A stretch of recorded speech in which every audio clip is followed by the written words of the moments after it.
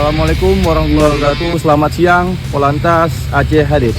Saat ini Satuan Lalu Lintas Polres Suku Salam sedang melaksanakan pemasangan spanduk himbauan daerah rawan longsor Jalan 16 yang berada di Jalan Nasional Suku Salam Sidikalang, Jalan Nasional Suku Salam Tapak Tuan, tepatnya di Desa Laikan, di Desa Cepu, di Desa Tangga Besi, Kecamatan Penanggalan, Kecamatan Simpang Kiri, Kota Suku Salam.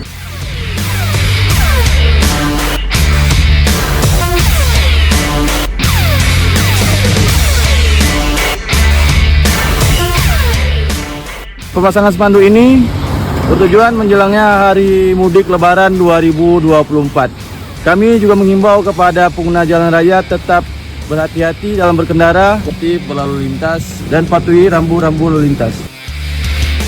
Dan untuk sepeda motor tetap menggunakan helm depan maupun belakang yang berstandar nasional di Indonesia.